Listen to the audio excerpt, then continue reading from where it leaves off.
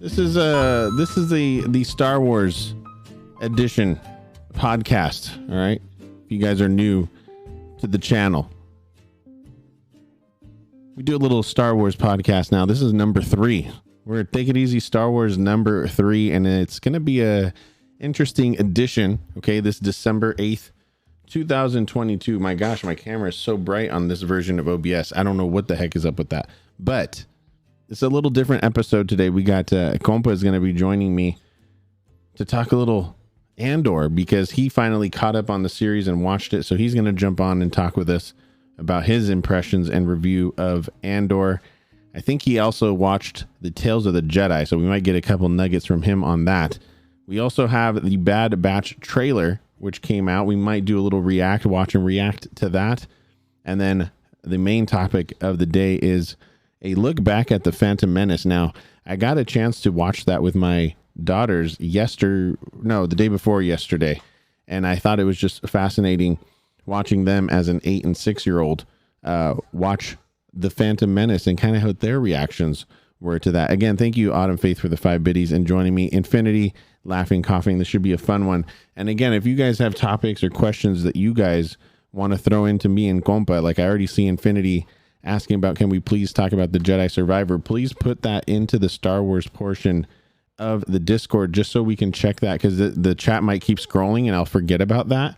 So please put that in there, or you can tweet to hashtag Take It Easy Star Wars and we will go ahead and take a peek at that. The running theme of the stream, though, is the Phantom Menace portion. So if you guys want to go onto the Take It Easy Star Wars thread, you'll see a post right here. Where does the Phantom Menace rank in your Star Wars movie list? That's what I'm asking. Where does the Phantom Menace rank in the movies, not the cartoons and all that, in your Star Wars list? And maybe your thoughts on that old movie, because it is now very old. We're talking 20 plus years old now. 1999 it was released. So with that, let's get right into maybe the first topic. Compa is in the huddle. I'm gonna go ahead and jump in with Compa. Let's get him in. I don't know if he has his his camera, but he will be on voice. Compa, are you there? I'm here. Yeah. I'm a little late to the party. It's all good. I feel like coffee talk right now. I got like smooth jazz playing. We're taking it easy. I almost need to like put like your Discord like thing that shows like you're talking almost somehow, but we'll deal with that later. All right, we got Autumn says she was 4 when the Phantom Menace came out. Well, I was a little older. All right, Compa, we're going to start off with the Andor's review. So just let me preface to those in the chat first. Compa hadn't seen it when I did the Take It Easy Star Wars 1, where we reviewed the whole show essentially, or the last episode. And then Compa came out to help me put up my TV. And then once we set up the beautiful TV on the wall, I was like, why don't I throw on a little Andor while we drink some Coors Light? So we ended up watching like the first 4 episodes, I think. Well, we got all the way to like 10, I think. You did? I only had like 4 episodes left. Yeah. So we got like 2. We got like 4 or 5. Like Yeah, maybe you're right. Okay, so we watched a little bit more than I thought. And then you got to watch the rest of it. So why don't you go ahead and give us you take the floor, and then I'll kind of riff off you. Like what were your thoughts on the show, and what surprised you, or what you didn't like, etc. Well, I mean, when we started watching it, I really enjoyed it because of your commentary, of course, and it really kind of got me into the mood because you had already watched it, so you kind of helped me understand some things. And then, I was making a lot of comments during when we were watching, and a lot of stuff that I kind of predicted, because the show I think is really well made, where you're kind of asking questions before they even happen, where you're like, I wonder what this is, and you start to ask the question. So it's like it has that, like you had mentioned previously about Andor, is that it's well made and it has that espionage and drama and detective work. You talk about Tweedledee and Tweedledum. You talk about the beginnings of the rebellion, and you kind of, it's not just about Andor, it's actually about the rebellion and the Empire and what's happening, the roots of the rebellion and the new roots of the Empire too. So it's like there's so much dynamic that's happening in Andor. Yes. Especially if you know the history and you have an idea about what happened after what is it called? What was number Revenge 3? of the Sith. Revenge of the Sith. Yes. Revenge of the Sith. Right. Because I think it's definitely Revenge of the Sith is a cliffhanger when it comes to what happens between 3 and 4, right? Right. And A New Hope. Mm-hmm. So I think they cover a lot of just how new the Empire is, and the Empire has never really been hit in the face, Right. So you have all these characters coming in, acting like they own the place, Mm-hmm. and there's a lot of rebellion, and even though they put people in prison, that whole part was a trip too, just to see just how it's building this. The Empire's building this reputation of they're so big, and there's nobody that they have in their ranks that is really effective to it's just manage this empire. Right. It's just classic overgrowth of an empire. Yeah, right? You have and the aristocrats, right? Like these are all rich kids, basically. Mm-hmm.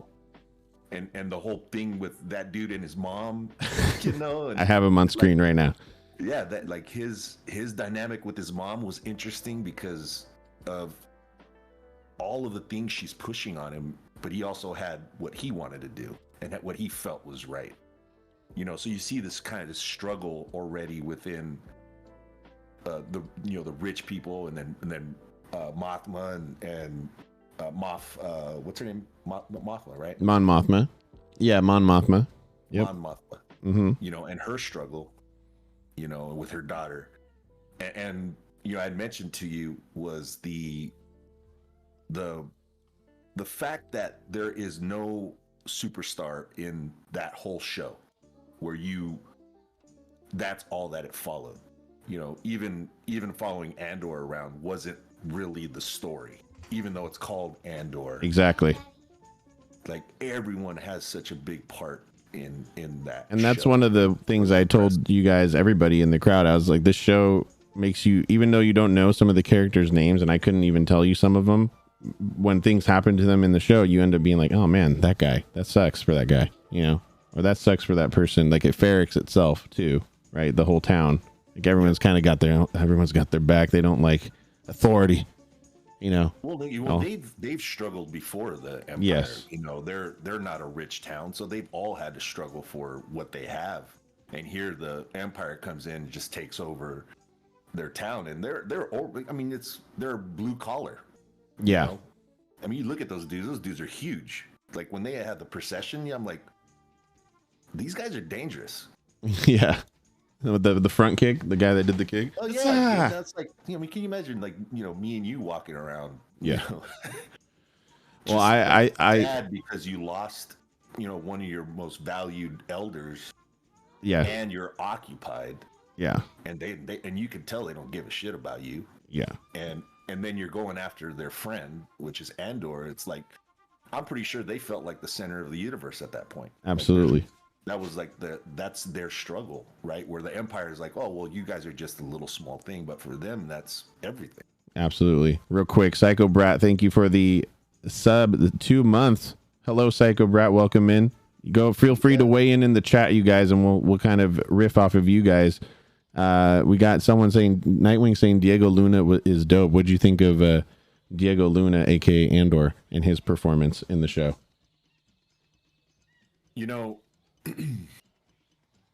I think the different situations he was in, the fact that he was able to portray those situations not with one face, but with, you know, good acting in each situation, where almost like he's learning as he goes. He did a good job of showing that he's learning. Not only that he's obviously already, you know, he has some skill, he has some history, and Yeah, he's from the streets. yeah, from the streets, but he was learning even more because it's a new threat. It's not like he knew what to do in every situation, and that was cool. Mm-hmm. You know, the whole jail scene was very like Nightwing says, very very George Orwellian. You know, where it's like, you guys ain't getting out of here, and when they figure that out, it's like, once that realization hit. And then what's his name, man? Not like, I can't swim, dude. That was like, oh, dude, that's that was heartbreaking. What was that guy's name? And what was his actual name in the show? I can't remember his name in the show, but oh my gosh, dude, that part sucked. And it's not. Gosh, I'm blanking on his name, but he's so fantastic at voice acting, and then to see him as himself, like, or not as himself, but like in his human form, acting. I thought that was really unique. And especially when Diego Luna tells him too, or Andor tells him, like, no, you got to give the speech in the when they're doing the escape part of the jail sequence. Mm-hmm. He's like, no, you got to tell him. You got to rile up the troops. I thought that was amazing. But yeah, to add to what Nightwing was saying, I thought Diego Luna has always been good, and he was great in Rogue One, but everybody's so good in this show, like, you forget that he's good. Like, he's good. He did his job as an actor, and he did it awesome. But so many people were so good at acting in this show that it, like, not like diminishes him, but like, you don't even think about it. You know, he's just good. Like the playing field. Mm-hmm. Like the Imperial chick, to me, I thought was the best one in the whole show. I wasn't at any point waiting for the scene to change. Like, every time the scene changed, it was like, oh shit, like, what's next? You know, I wasn't bored in every scene. You know, even with the talking, just because they really edited it well. The editing was really well done. It wasn't too much, and there wasn't too little. Yeah, Deidre Miro, that's the name of the character in the show. Yeah. Deidre. Yeah, her face alone added character to the character. Like, I don't know, she just looks like someone who would work for the Empire, you know, like, she's just like, everything about her. She did a good job of showing that she was still inexperienced. Mm-hmm. Like when she was boots on the ground, you can tell she was not aware of what was going on around her. Right. She was just so hyper focused. And that's what a lot of these officers, and I think that's where the example starts in the beginning of the show with the guy, right? Showing just how inexperienced these people are in thinking that they could just take over star systems, right? These planets. Mm-hmm. And they have no idea how to do that, right? So, and you could see the escalation from the Empire to try and quickly get a hold of this, right? Like, they even mentioned this, like, this kind of flies in the face of the Emperor. Yeah, and we don't want him to come down on this, right? So it's like we're trying to nip this in the bud now, and we need to get Andor. We need to start figuring out, you know, what this rebellion is, right? And even though she does that, she does a good job of figuring that out. She just has no idea how to really manage it from her perspective. Yeah, and that it's like a corporate job too at the same time. She's navigating that part of it too. Like, so there's a lot of dynamic to that. What did you think about last thing before we wrap this topic? What do you think about Luthen? Well, like him and Saul Guerrero, that whole thing where you can see these guys, the difference in the knowledge of what's going on. I think they did a really good job with Luthen and how much he knows and just how many fingers he's got in a whole bunch of places that Saul Guerrero really can't even fathom what this rebellion really is. And just he didn't want to realize just how much of a pawn he was, and how you have to be a pawn almost in a rebellion. Wooly, thank you for the 5 biddies. Selfless in a way. Mm-hmm. It was a learning lesson for him. Yeah, he was unwilling to do that, and the conversation between him and his spy,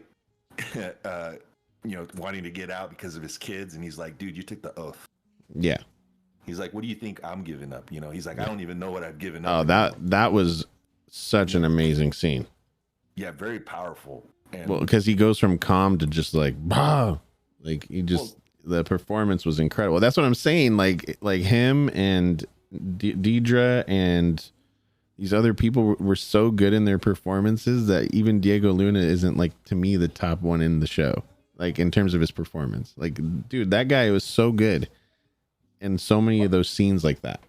Well, at the end, I think that's where Diego Luna shined the most, because it was kind of like an accepting of the fact that he can't run from it. And when he shows up in his ship and is like, "You gonna kill me or you gonna recruit me?" Right. Like, I'm not gonna run from this anymore. Right. No, that was incredible. So he's done running.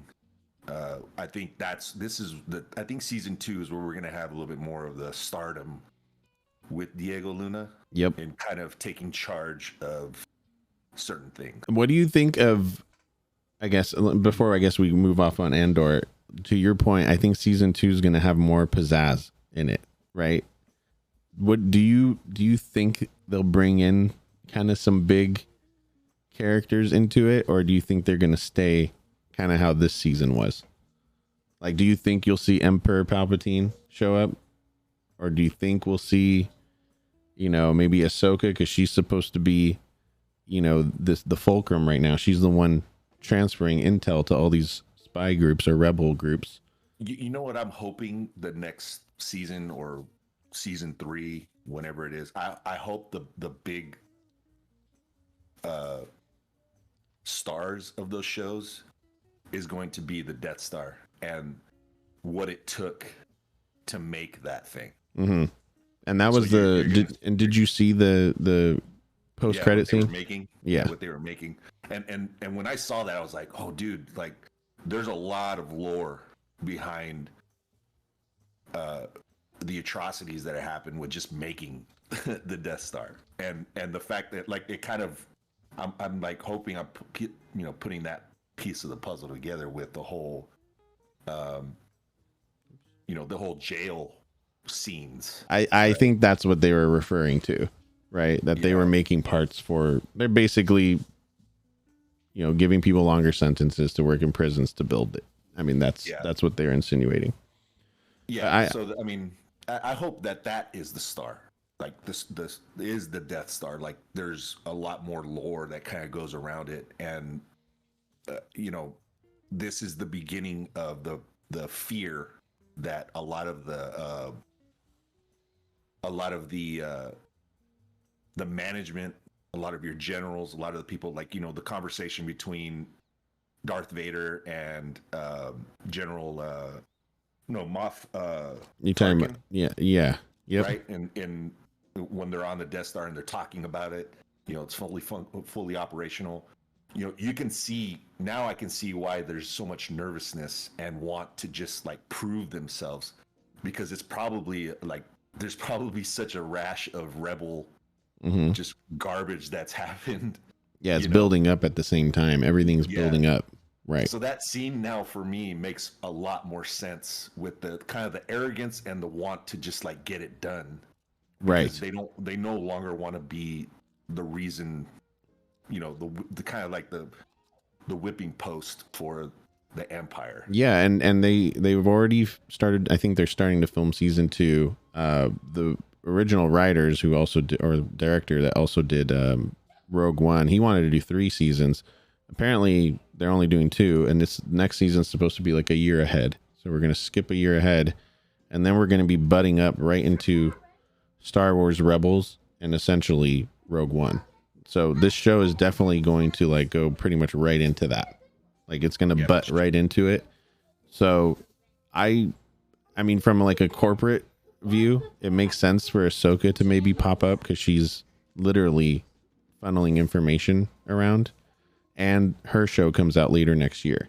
So I wouldn't be surprised if they found a way to cameo her into the show. And I'm not saying like these people have to make a big splash, but I'm just saying like I wonder what they're going to throw in there to kind of maybe spicing it up. I think we'll see Organa. Yes, definitely. Yeah, right. I think so too.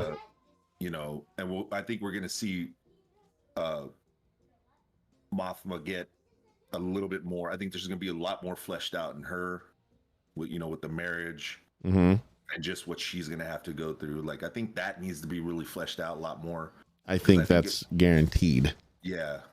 If they leave that and there's not a lot of information on that, I'd be kind of disappointed because that was very interesting as well. Yeah. And to kind of, you had asked me about Luthen and what I thought about him. To be honest, I think he was already a spy. He was already some type of spy for somebody. And I don't think he was a Jedi, but I think he might have been involved in certain things before. Yeah. And Nightwing in the chat is saying Luthen seemed like he was the good guy, but definitely not the Jedi way. Yeah, and definitely. Like I don't really see him necessarily as a Jedi or even like any kind of temple guard or anything like that, because he wouldn't be able to have that influence in the city if he had. He can't necessarily have any kind of link to the Jedi being where he's at. Like, I think somebody would have recognized him by then, especially with probably all the history that he already has with a lot of the senators, and being in the city and all the connections he already had, at that point, and I'm not sure how much longer after, Revenge of the Sith this is taking place. Do you know? That's a good question. I think it's a pretty decent amount of time though afterwards. Like it's after Obi-Wan, which I think was 10 years. So it's definitely more than a decade. Okay.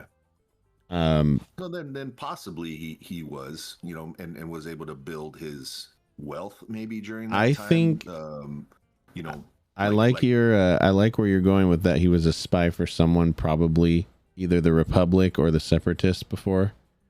Yeah. And how how the Sith always have like Asajj Ventress wasn't necessarily a Sith Lord, but she was a Force user that was Count Dooku's assassin that he wanted her to, like, how the Sith take each other out. I mean, he could have been someone like that. Yeah, because the Jedi, I wouldn't see changing like that, like the way he does. Even one that would kind of turn from the Jedi would either become a Sith and become very dangerous. Like, you rarely ever have those instances. At least I don't ever remember any kind of example of a Jedi doing what he's doing.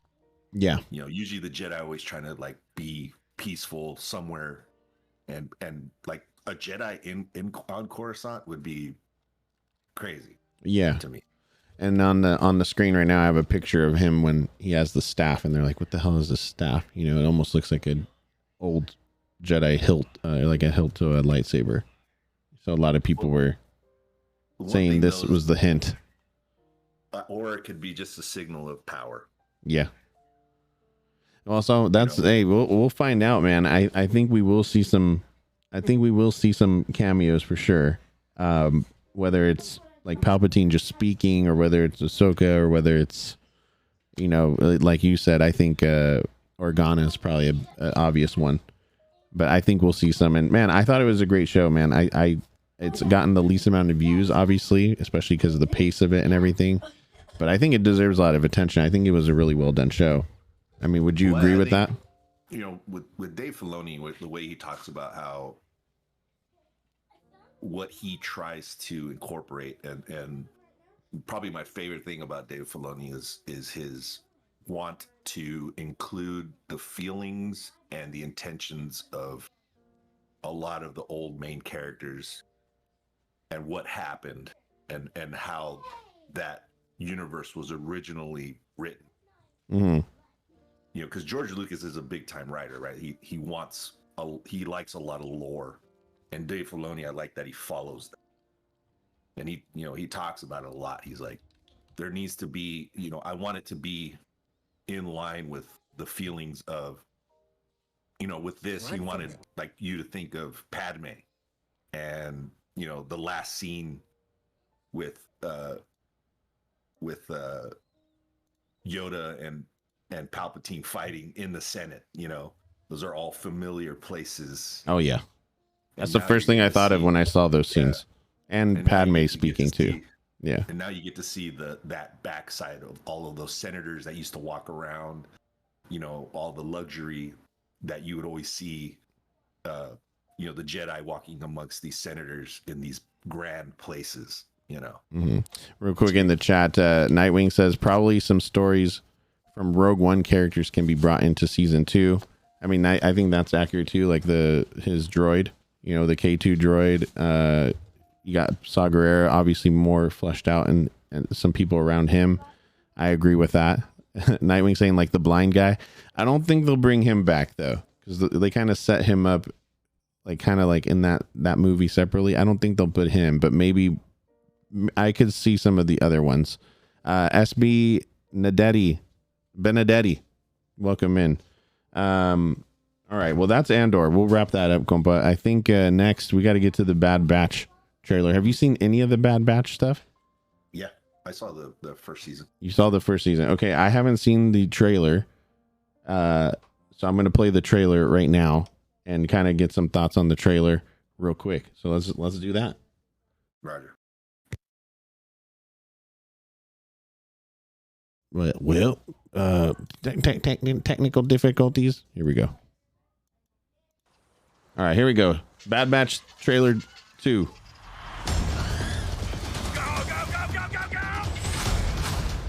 Over the plan 5 times. I got the package, didn't I? We need a pickup. Hang on. Hey, pick him up. Grab the line.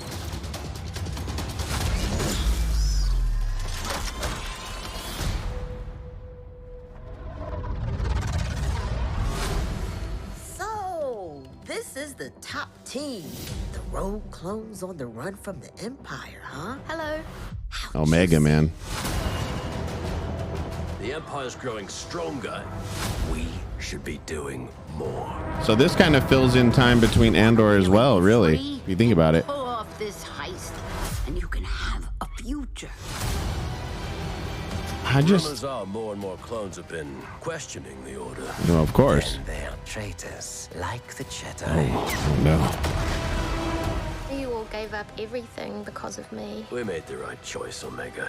But there are others out there who need our help. What sort of treachery is this? Stay back! Stay back. Oh, shnikes. That dude is back.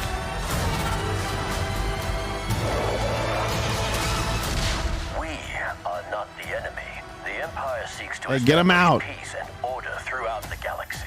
Peace. Hey, that's what Compa was just talking about. There's the... Hey. We're soldiers. We do what needs to be done. Move. You know what makes us different? We make our own choices. What do you need, Rex? Any chance I could use you for a mission? There we go.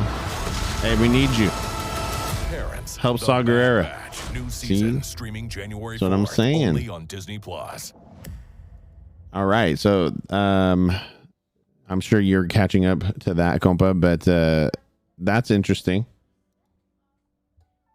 Got the clones needing to go on a special mission, and this is going to lead right into Rogue One too. This show, it almost happens right when Andor is happening. Really, I don't know the time difference, but it is in that build up to fighting the Death Star. Man, I think the most interesting part to me of that show isn't even the clones that are the Bad Batch clones. To me, Omega is the most interesting to me, because where is she down the line in Star Wars, right? Because she's the original clone like Boba Fett. She's basically Alpha and Omega, right?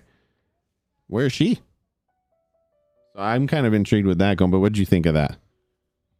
Well, that's one thing too, is with all these shows coming out. I like the grittier feel to Bad Batch. Mm-hmm. You know, a lot of the truths that are coming out of, you know, what the Empire did. Like, I think it's a cool thing to see that's getting fleshed out, you know. Yeah. Like, not like with the Clone Wars where it was like you saw the Jedi and how they kind of failed at their job, right? Basically. But now you're seeing where the Empire is taking effect, and a lot of the stuff that they did. And well, just mainly Emperor Palpatine, but you know, and he was in there. Yeah, with Alpha and Omega, that was an interesting story to me, and I'm interested to see where they go with this, because it's kind of it kind of felt at the end of the first one that it was a little bit fantastical, you know, like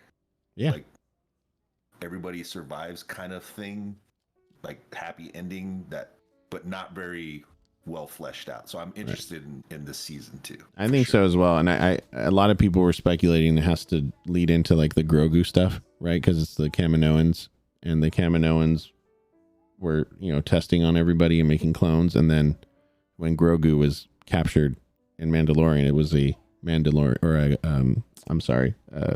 a scientist from that planet. Well, I think we're going to start seeing a lot more of the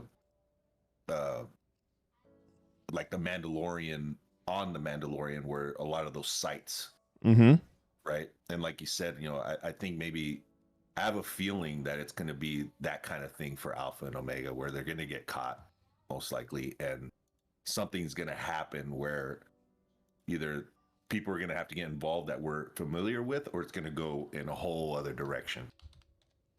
Yeah, I'm curious to see that. I mean, I'm definitely going to watch that, and we'll be doing our episodes of this in January, we'll be reviewing that show like as it comes out. So we'll definitely find out. I'm excited for it, and obviously with no live action show, that's the only thing coming up in January. So look out for Bad Batch 2, and we'll review that in January. Okay, next topic. We had one from the crowd injected in.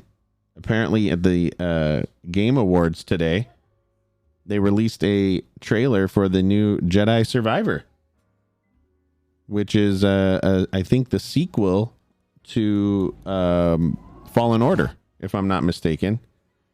Shout out to God of War and Elden Ring. If nobody out there has played those games yet, they're amazing games. And Elden Ring winning was a surprise, but it's still a good game. See, I didn't even know that.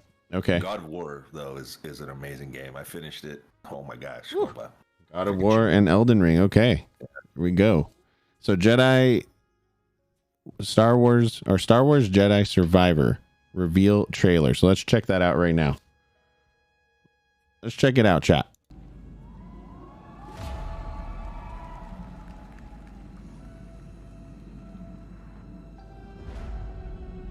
That looks like a live set.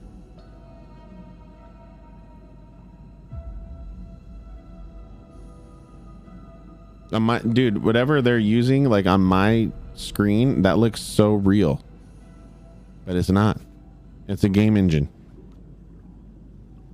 No, maybe it is. It is.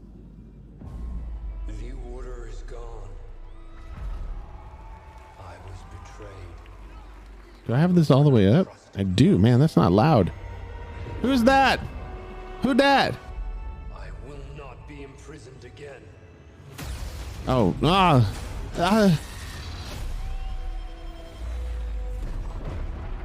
let's see what they're gonna steal for another show again. I hear you've been busy making yourself the Empire's. Ooh, they're in the temple. She shaved her head. Oh yeah, ride it. Oh, who dat? Jedi. Remind our friend here why his kind are supposed to be dead. No, you die. Hadouken. After all we've done, Oh. Oh.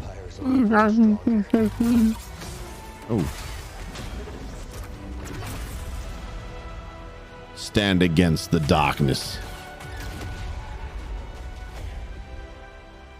Thanks, bud.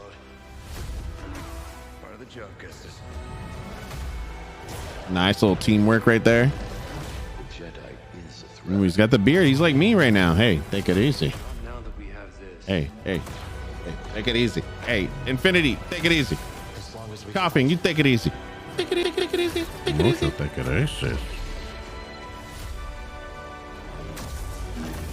Oh, he's got a little Kylo. Hey, Kylo. Uppercut. Okay. Infinity with the surprise in there. I appreciate that. Hey, that's cool, man. It looks good. I did not play Fallen Order 1, but I watched so many people play it that, like, that's the thing for me with solo campaigns. I watch everyone play and then I have no desire to play it anymore because I watched the whole story. But it was good. And you know what? It's basically like a movie. Yeah, I was gonna say, yeah. Sorry, I had you muted there. I just popped in. I was telling him, like, I didn't play the first one because I saw everyone else play the whole game. Yeah, I So- mean that's the way I like it. Like, if It's I like don't a have movie. to really play the game, I just watch it like a movie. Okay, So- my big gripe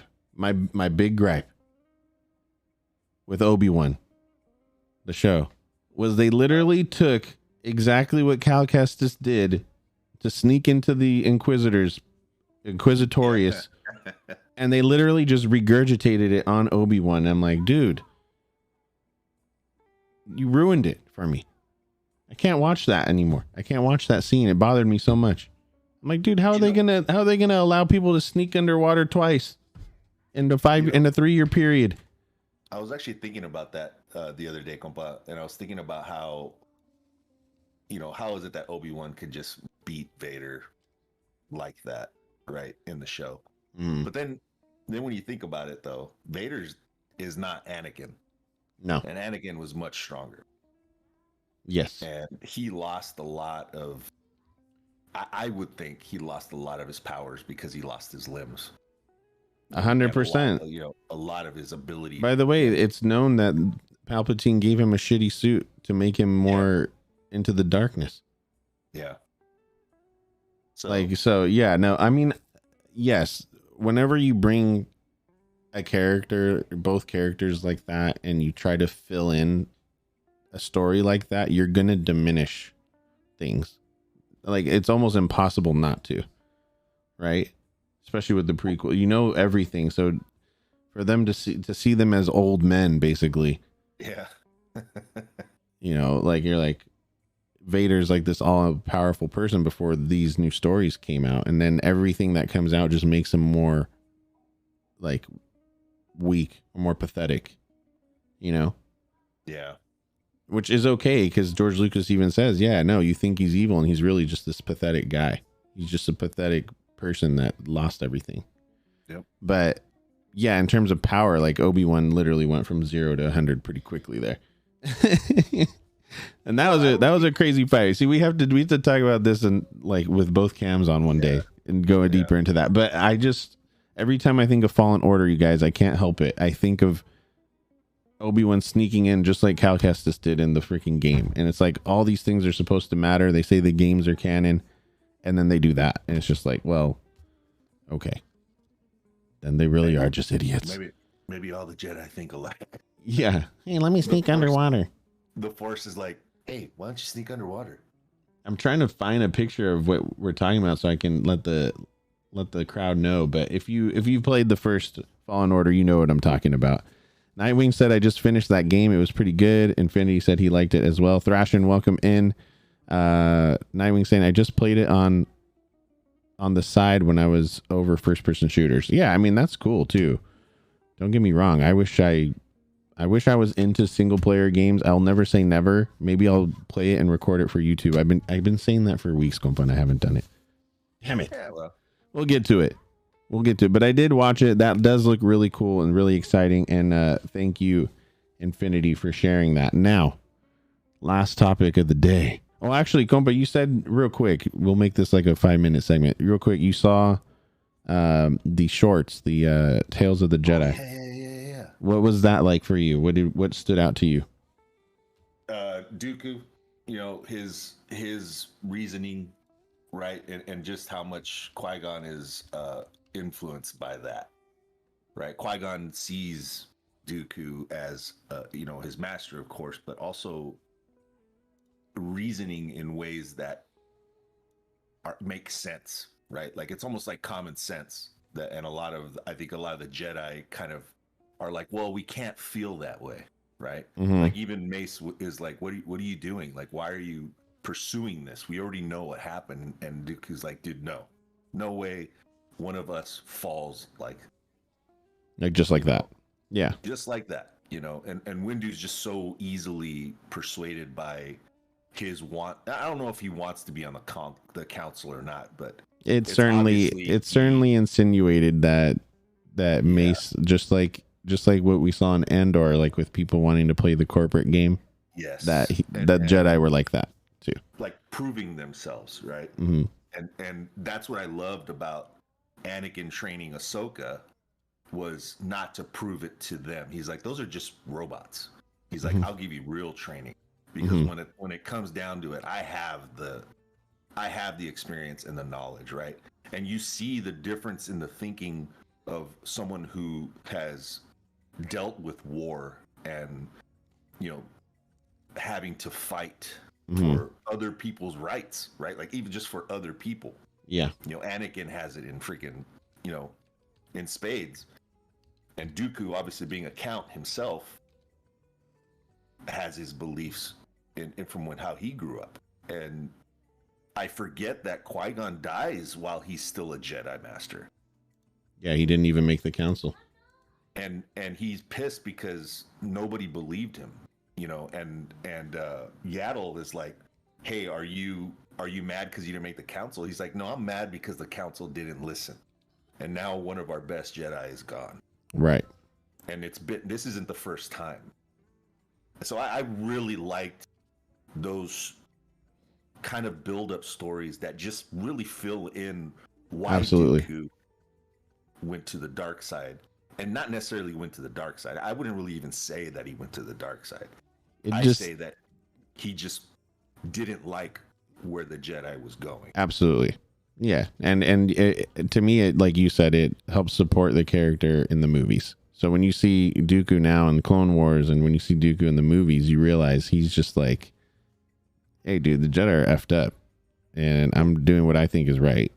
Essentially. Now the freaking the Duel of the Fates, that name makes even way more sense now.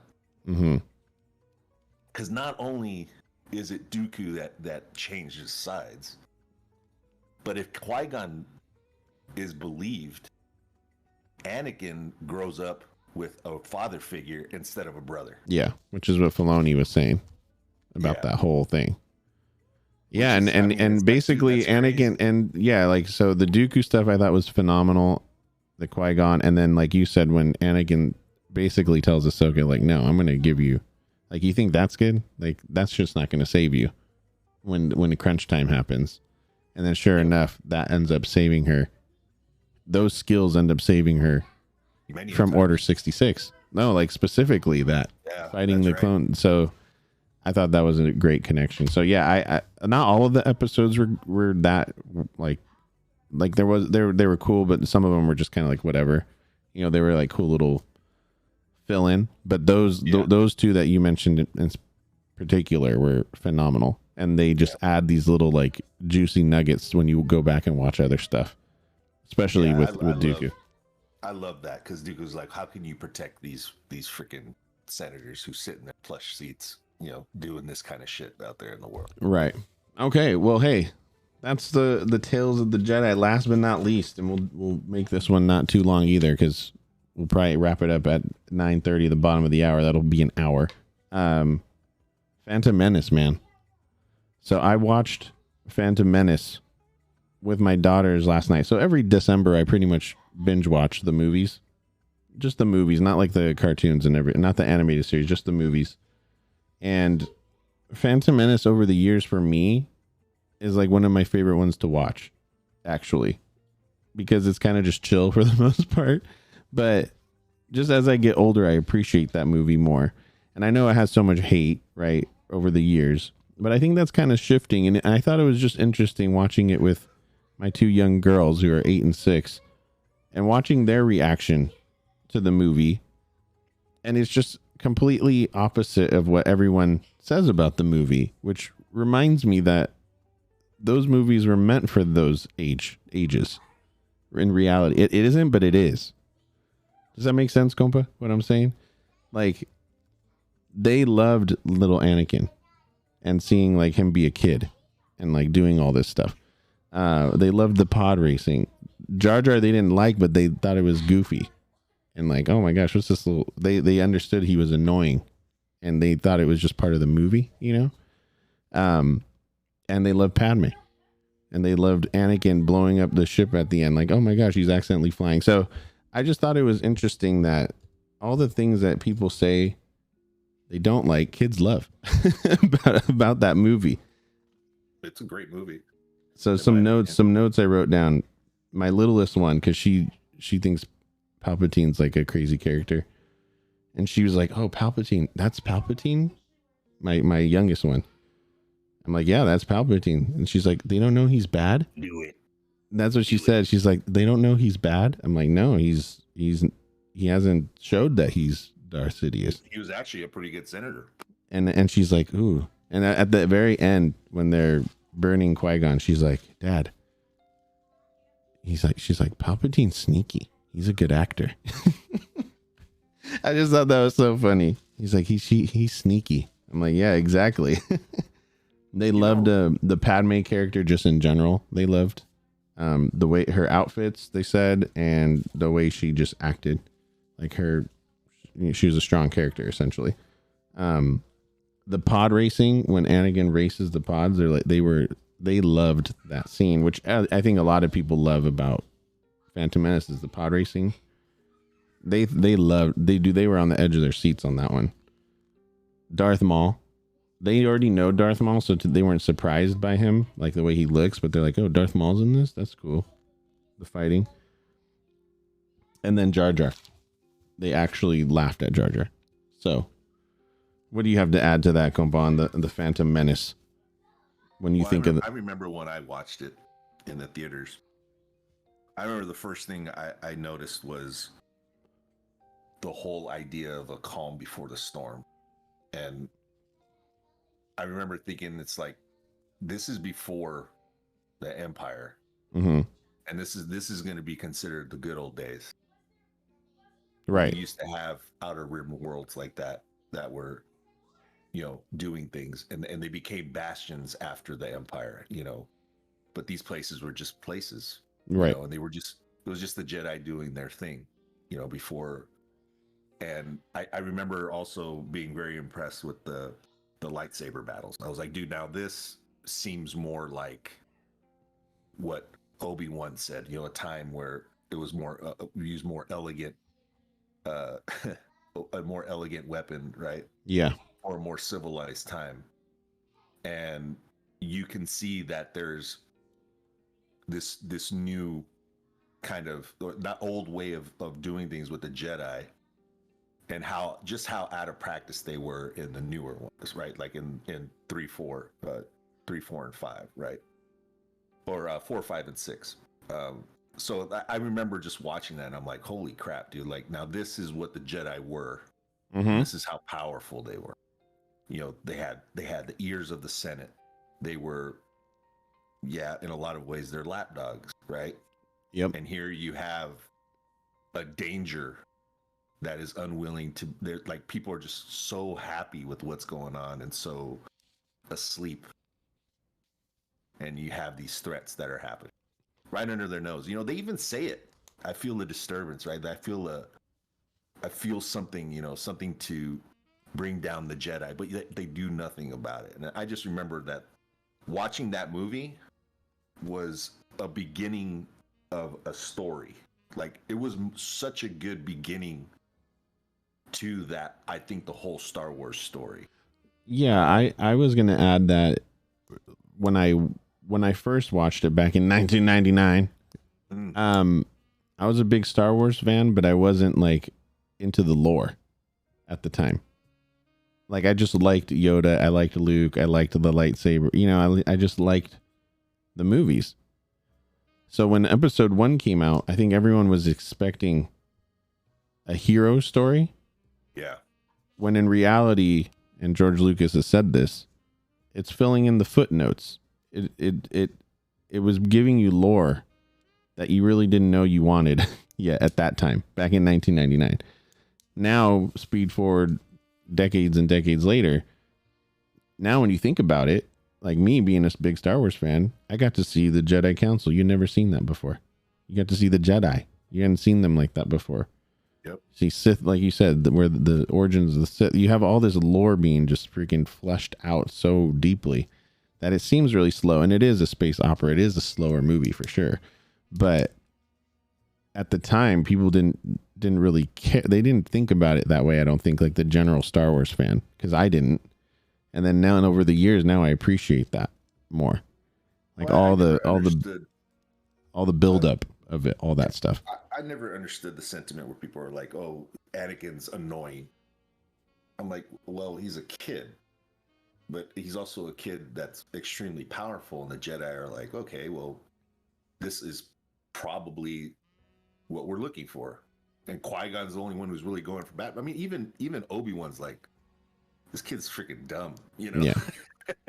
Yeah, and that's believes Qui-Gon, you know, and it's such a struggle for him, and there's all those nuggets that show that the Republic is failing, right? Because people don't care anymore, like that, you know. So just all these things piling up, and the movie's beautiful. I think it holds.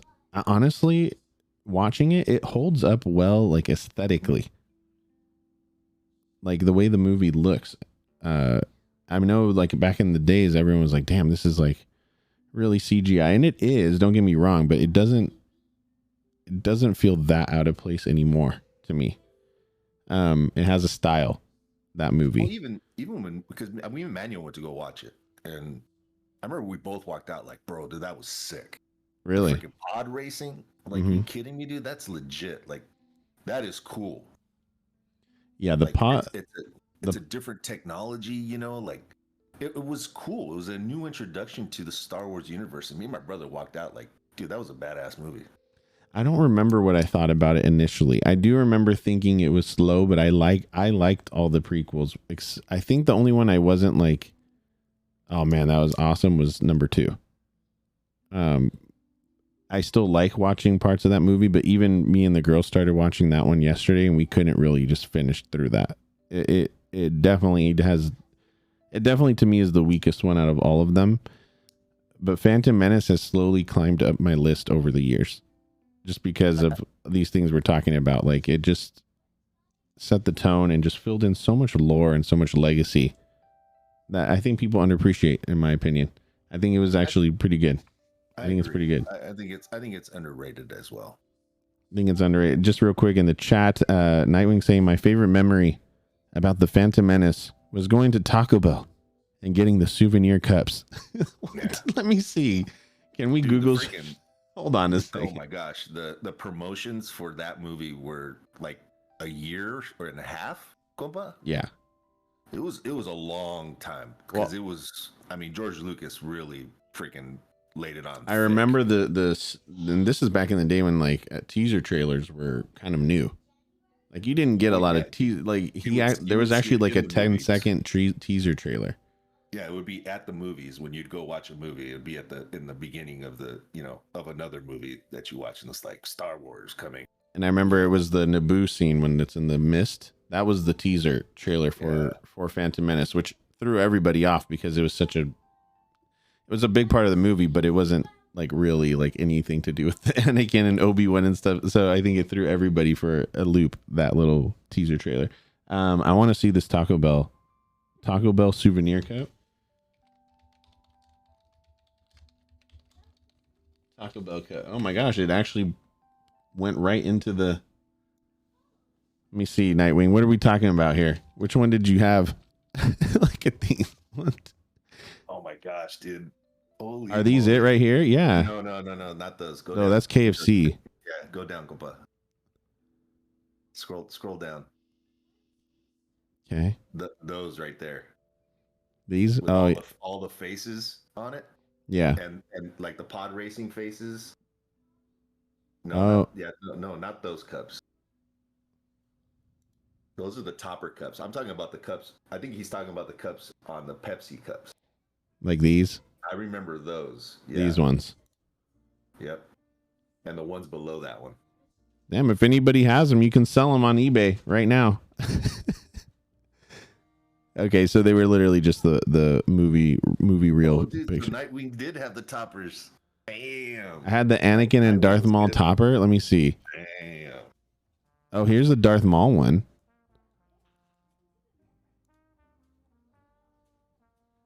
Oh yeah, look at that. That's I'll be honest, I do not remember these at all. So this is really hilarious that you're bringing them up. Dude, KFC had a whole bunch too. Oh no, they went all out, Compa. They were all over the place. I think they had Pizza Hut. Look at that one. That's cool. These are incredible. I never knew these existed. Nightwing saying freaking Darth Maul and his cybernetic legs. Yeah, when Darth Maul gets cut in half, I remember Milana's like, what happened to his other half? I'm like, it was floating down the shaft. She's like, oh, I didn't see that. I'm like, yeah, he got cut in half. Because they know he lives too. So anyways, hashtag Darth Maul was right? Yeah. Blasphemous says it's really cool to watch the making of those 3 movies on YouTube. Absolutely. The way the technology evolved and actually started CGI tech from LucasArts. Absolutely. They set the groundwork and now we have the volume. I disagree.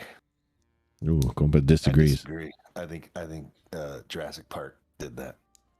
Well, Jurassic Park didn't Lucasfilm help with Jurassic Park though? No, not the cybernetic dinosaurs. They didn't. Not for the CGI portion. That was just some dude who was supposed to do the claymation, and he did a presentation over the claymation and basically stole the job from the claymation guy. No way. Yeah, I didn't know that. I'm gonna have to look into that. He just threw it up on the screen, and they were like, "Hey, what's that?" And he's like, "Oh, this is a project I'm working on." And wow. Like he had like a T-Rex moving, and like all the T-Rex stuff that you see, like it was all groundbreaking stuff. Like this dude just did it like in his basement. Holy cow. He just totally just took it out from under the dudes because it was going to be claymation. All the dinosaurs. Could you imagine if Jurassic Park was claymation? Dude, Jurassic Park 1, I can watch no problem anytime. Yeah, that's one that holds up for sure. That movie looks so good. I don't care what era it is, dude. That movie looks amazing. For 1992? Yeah. Like absolutely. you're like Terminator 2 right there. That movie looks nothing like that movie. But that's not even Pentium 1 chips. You're talking about kilobytes of memory on these computers. Dude, oh, and like what movies were out in 1992? Like you're talking about like Doom graphics that were out on computers. I'm pretty sure Jurassic Park was like 92. Let me see. Probably 94, I think. Maybe 94, is it? Hold on. I think Michelle was already in high school during that time. I remember she took me. 1993. 93. Okay. I was close. Yeah. We were both right around it. I can't even type. Just like for example, movies that came out in that era, you know, like it's staggering. Hocus Pocus, oh, that's pretty popular these days. Nightmare Before Christmas. Nightmare Before Christmas. That's a good one too, man. Wayne's World. Adam's Family Values. Oh my gosh. By the way, the new Wednesday. I love that show. I got to finish that. Yeah. Tombstone. Oh my god. But I mean, if you look at the movies that were coming out back then, I mean, Demolition Man, Yeah. RoboCop. I mean, these movies have nothing aesthetically in terms of like the actual like scope of Jurassic Park. Like, dude, that was all movie magic back then. It wasn't CGI or anything. So I mean, just the good mixture they had was amazing. absolutely. And then to put for reference for when Phantom Menace came out, again, this is kind of the flip of Jurassic Park. I think people were thinking Star Wars was going to be this futuristic tale, right? And when you look at the movies that came out in 1999 and the competition it had in those days, it's totally different. You had The Matrix come out in 1999. I mean, damn, that's a tough movie to go up against. The Mummy, all these like exciting adventure movies that it had to compete with. So when it was like kind of more of a slow space opera, I think that kind of had an impact. Because I just out of curiosity, Compa, I was like, what came out back then? I'm trying to think like what movies were out during that era. And you got like The Mummy, The Matrix, dude. You got Cruel Intentions, kind of all these like kind of like mind twister type of stuff too. Fight Club. You know, it was a lot to watch. Also, that was more fast paced. Dude, you got the Face Off? Oh, that's 8mm. It's just a different time, man. Sorry, I was getting asked questions. Compa, what version of Windows was out during that time? Which one? Just look at 1993 Windows. I think it was still Windows NT.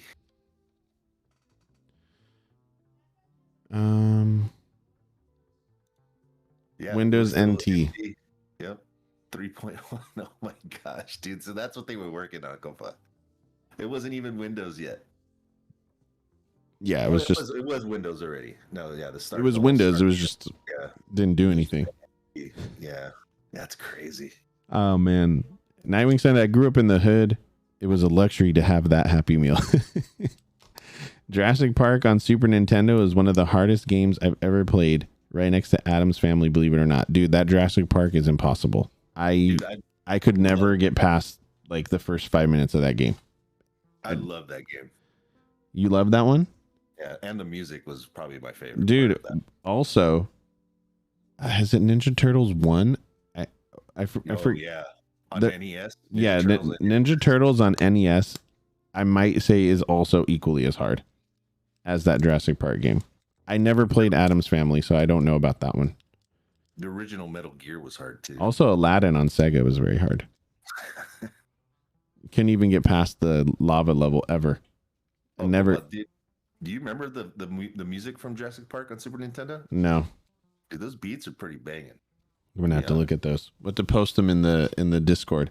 I'll have to do that. In Indiana Jones, I don't remember that one either. That might be on which console? Infinity. I don't know. That's Indiana Jones has got to span all the consoles, to be honest. Yeah, I'm curious which a one. lot of the movies were still coming out during that time. Well, let's mark it off the board, man. The Phantom Menace. That's gonna cap it for Take It Easy Star Wars number 3. Damn, we made it an hour and 6 minutes. Nice. We did it. We went through Phantom Menace. We went through Bad Batch. We went through Andor, Tales of the Jedi, and the surprise trailer for Jedi Survivor. Thank you, Infinity, for sharing that. That'll do it, Compa. We'll do this again. We got to get you on the video though, so people can see you talking. I'll hook up my camera. The camera hooked up, and we'll do that. We'll do that again. Hopefully, with some new news will come out, and then everybody in the chat, make sure you guys are posting in the Discord any stuff you guys want to talk about, because I look through there. If I see you guys posting in there, I'll squeeze it in. Okay. All right, Compa. Thank you so much for joining me today, and I'll talk to you on the next one, man. Yeah. All right, peace out. Okay, you guys. Thank you guys so much. Infinity, Blasphemous, Nightwing, all you guys. I'm going to end this stream because I have to switch my OBS stuff to go for the actual gaming stream. So I'm going to go ahead and end the stream there. Take It Easy Star Wars number 3 in the books. Thank you guys all so much for watching, and let others know too. I'll be posting this on YouTube if you missed it or you want to go back and watch certain portions of it. It will be on the YouTube channel. Take it easy. Peace out. And I'll see you guys on the next